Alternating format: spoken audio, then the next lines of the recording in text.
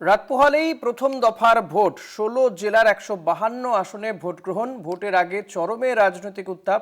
ভোটে বিশেষ নজর বীরভূমে। ২১-এ ১১টির মধ্যে ১০টি আসন জেতে তৃণমূল। ২৬-এ জয় ধরে রাখতে পারবে তৃণমূল কংগ্রেস। ভোটের নজরে অনুব্রত মণ্ডল, চর্চার কেন্দ্রে প্রার্থী কাজল শেখও। রাত পোহালেই নির্বাচন, ভোট গ্রহণ ১৬ জেলার ১৫২ আসনে। এবারের এই নির্বাচন অনেকাংশে কিন্তু ভিন্ন গত কবারের নির্বাচনের থেকে। এক এসআইআর পরবর্তী নির্বাচন। এসআইআর এর ফলে ওভারঅল প্রায় ৫১ লক্ষ মানুষের নাম বাদ গিয়েছে। তারপরে এই নির্বাচন, এবং সেই নির্বাচনে কিন্তু বরাবরই বীরভূমের দিকে, যে কোনো নির্বাচনেই কিন্তু বীরভূমের দিকে নজর থাকে। বীরভূম মানেই অনুব্রত মণ্ডল, তার উপরেও বাড়তি নজর থাকবে। অরিত্র ঘোষ রয়েছে আমার সঙ্গে সরাসরি এই মুহূর্তে।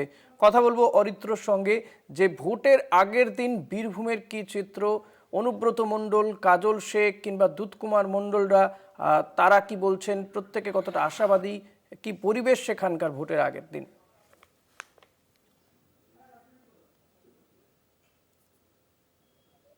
দেখো ঋষি, তোমাকে প্রথমে জানিয়ে রাখবো, আমি ১৫২টি কেন্দ্র বিধানসভা প্রথম দফায়, এবং তার মধ্যে খুব উল্লেখযোগ্য বীরভূমের ১১টি বিধান পরীক্ষা আগামীকাল। একদিকে যেমন বিভিন্ন রাজ্যের নজর রয়েছে পশ্চিমবাংলা নির্বাচনের দিকে, ওটা দেশের নজর রয়েছে, ঠিক সেই রকমই বীরভূম জেলাও কিন্তু একটা গুরুত্বপূর্ণ ভোটের দিনের ক্ষেত্রে, নির্বাচনের ক্ষেত্রে গুরুত্বপূর্ণ হটস্পট তা বলা যেতে পারে। কারণ আমরা যদি একটু পিছিয়ে যাই ২০২১, ২০১৬ যেন সবকিছুর উপরে গিয়ে বীরভূমের নির্বাচনের দিনের আবহাওয়া অনেকটাই বদলে যায়। এবারেও ঠিক তাই, তবে পরিবেশ কিছুটা থমথমে। তার কারণ এই মুহূর্তে দাঁড়িয়ে বীরভূম জেলার যে রাজনৈতিক সমীকরণ, সেই রাজনৈতিক সমীকরণের অনেকটা অদল বদল ঘটেছে। এবং যেটা শাসক দলের তরফ থেকে বা তৃণমূল কংগ্রেসের তরফ থেকে দাবি করা হয় যে ক্ষমতার হস্তান্তর হয়েছে, অর্থাৎ এর আগে আমরা যেটা দেখেছি একনায়কতন্ত্র ভোট বীরভূমে, সেই জায়গায় দাঁড়িয়ে সেই ভোটের যে হাওয়া বা ভোটের যে রাজনৈতিক চিত্র, সেই রাজনৈতিক চিত্র অনেকটা বদলে গিয়েছে। তবে ১১টি কেন্দ্রেই কিন্তু জয়ের ব্যাপারে আশাবাদী তৃণমূল কংগ্রেস। এবং অনুব্রত মণ্ডল, যার দিকে সব থেকে বেশি নজর থাকে এই ভোটের দিনে, সেই অনুব্রত মণ্ডল কিন্তু যথেষ্ট আশাবাদী তার ঘনিষ্ঠ মহলে, শাসক দলের অন্দরে। এবং যেখানে ভোটের স্ট্র্যাটেজি ঠিক হচ্ছে সেই জায়গা থেকে তিনি যথেষ্ট আশাবাদী যে বীরভূম জেলার ১১টি আসনেই তৃণমূল কংগ্রেসের জয়লাভ হবে।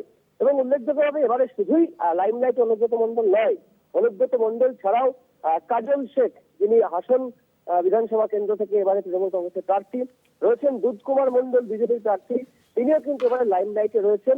তার কারণ এই দুধকুমার মণ্ডল, কাজল শেখ, এরা লাইমলাইটে থাকার কারণটা হচ্ছে কারণ এরা দীর্ঘদিনের রাজনীতিবিদ। এবং বীরভূমের রাজনৈতিক মানচিত্রে যতগুলি বাঁক রয়েছে, প্রত্যেকটি বাঁকে কিন্তু এনাদের একটা অবদান রয়েছে। সেই কারণে এবারে শুধু অনুব্রত মণ্ডল নয়, অনুব্রত মণ্ডল ছাড়াও আরো দুই রাজনৈতিক ব্যক্তিত্বের দিকে কিন্তু নজর থাকছে। তো দেখো, সকাল থেকে বিভিন্ন যে বুথ কেন্দ্র রয়েছে, বোলপুর বিধানসভা ক্ষেত্র, লাভপুর বিধানসভা, নরুর বিধানসভা, সাইথিয়া বিধানসভা, প্রত্যেকটি বিধানসভা কেন্দ্রেই সমস্ত বিসিআরসি থেকে ইতিমধ্যেই কিন্তু ভোটার, যারা ভোট কর্মী রয়েছেন তারা পৌঁছে গিয়েছেন। বিক্ষিপ্ত কয়েকটা অশান্তির খবর সামনে এসেছিল সকাল থেকে বিভিন্ন বিসিআরসিতে ভোট কর্মীদের বিক্ষোভের খবর। তবে আপাততভাবে এখনো পর্যন্ত বীরভূম জেলার পরিবেশ কিন্তু অনেকটাই শান্ত, যা অতীতের কোনো নির্বাচনে দেখেনি, এমনটাই কিন্তু বলছেন সাধারণ মানুষ। তবে এবারে বেশ কয়েকটা টার্নিং পয়েন্ট বা এক্স ফ্যাক্টর রয়েছে এই জেলা নির্বাচনের ক্ষেত্রে। তার মধ্যে দেখো, এসআইআর পর্বে নাম বাদ যাওয়া, এদিক ওদিক হিসাব নিকাশ মিলিয়ে দেখা গেলে প্রায় লক্ষাধিক নাম কিন্তু এসআইআর পর্বে বাদ গিয়েছে, এমনটা দাবি করতেন মানুষজন।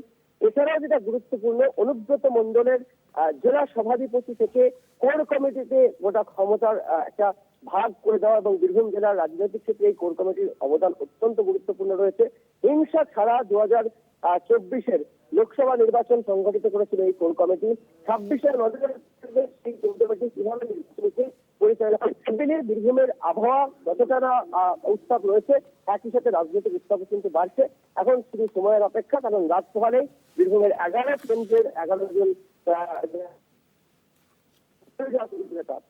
একদমই অরিত্র, নিঃসন্দেহে আমাদের নজর সেদিকে থাকবে, এবং অতি অবশ্য কাল সকাল থেকে তো নজর থাকবে, শুধু বীরভূম নয়, এই ১৬টি জেলার দিকে আমাদের নজর থাকবে। আপাতত অনেক ধন্যবাদ অরিত্র, কথা বলছিলাম আমাদের প্রতিনিধি অরিত্র ঘোষের সঙ্গে।